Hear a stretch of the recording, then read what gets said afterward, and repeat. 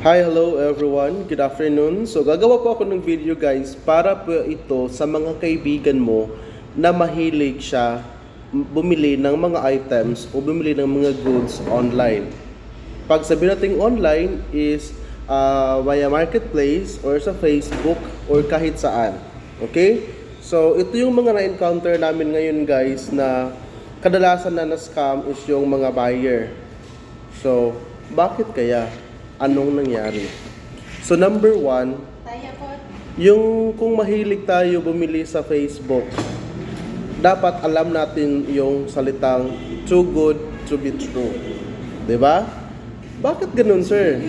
Kasi magbibigay ako sa iyo ng halimbawa dito. Magkano ngayon yung iPhone 13? No? Magkano ngayon yung iPhone 13? Magkano ngayon ang iPhone 12? Magkano ang iPhone 11? Tignan natin ha.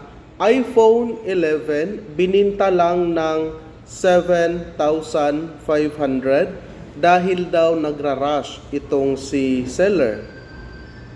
iPhone 12 bininta lang ng 11,000 dahil nga nagra-rush itong si seller. iPhone 13 bininta lang ng 14,000 dahil daw nga kasi nagra-rush itong si seller. Totoo nga ba ang mga ito? Yun yung problema natin guys. Kasi tayong mga mamimili, no? Tayong mga mamimili, mahilig tayo mag-search online. Halimbawa, need natin ng iPhone, kailangan natin mag-upgrade ng iPhone. So, we are trying to search it online. And kadalasan, saan tayo mamimili? Saan? Sa marketplace. So, isi-search natin sa marketplace, halimbawa, iPhone, cellphone. Tapos makikita mo doon, kasi magaganda nga yung offer ng mga scammer. No? Magaganda yung offer ng mga scammer. So, yung nakalagay nila doon, original, branded, complete set, with box, with charger, yung mga ganon-ganon. At the same time, magsisend pa rin sila ng mga proof ng mga ganito-ganyan. Dapat, tayong mga buyer, alam natin kung ano yung ibig sabihin ng ano. Ano? Verified. No? Kailangan i-verify natin. Ha? I-verify natin, i-validate natin. Dapat alam natin yung mga words na yon. Validate, verify. Para ma-check natin. Sometimes mapaniwala nila tayo. Sasabihin pa nila, ma'am, sir, ganito, ganyan. Meron na po akong buyer.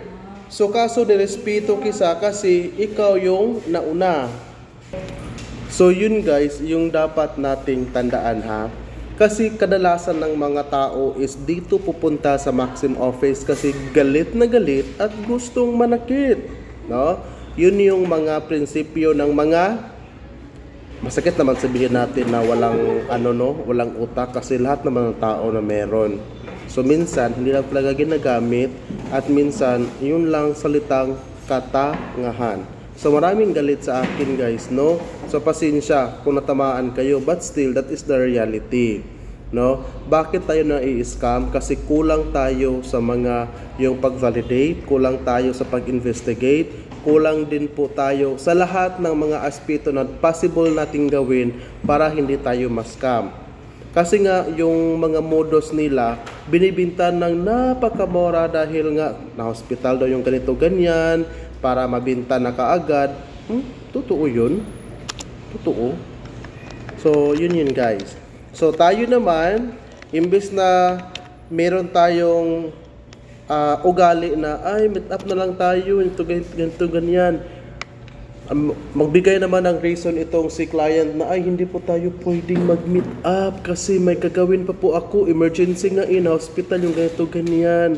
That is what we call dramatization.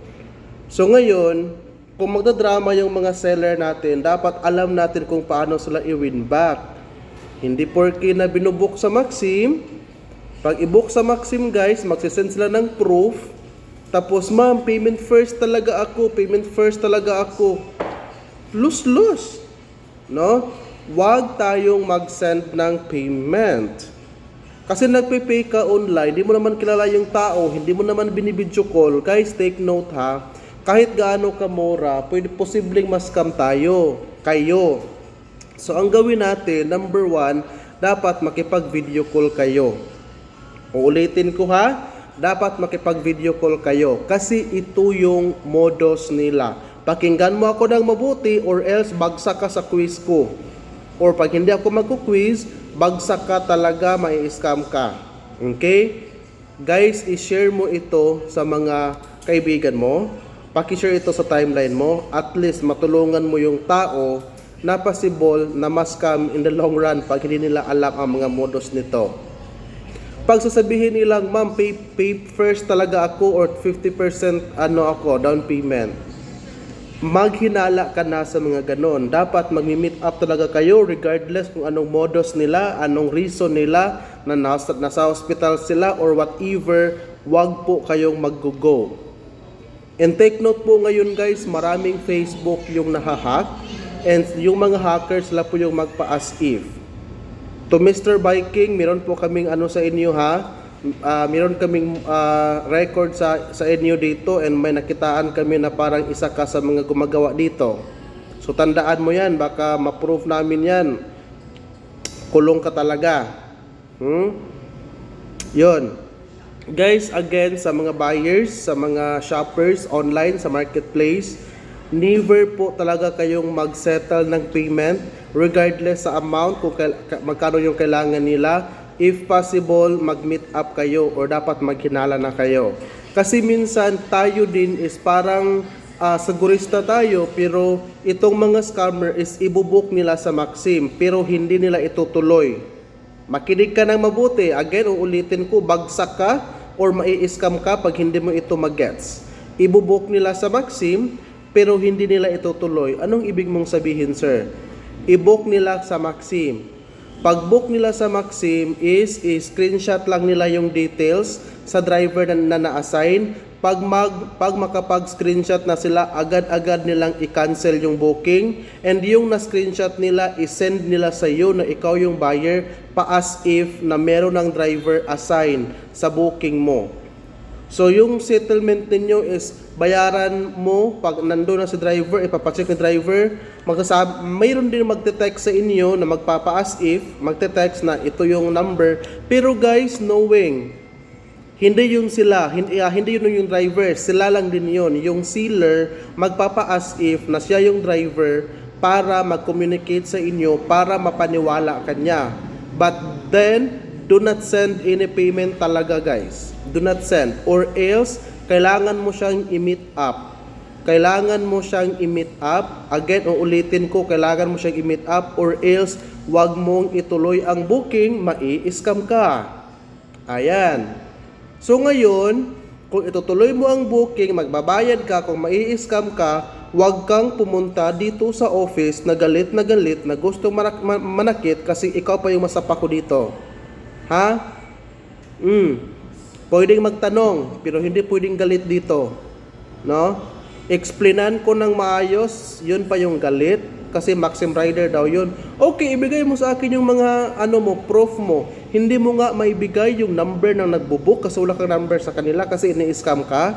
Tapos ngayon sabihin mong rider yung nang-scam sa'yo, sapakin kita. No? Yun yung tandaan natin.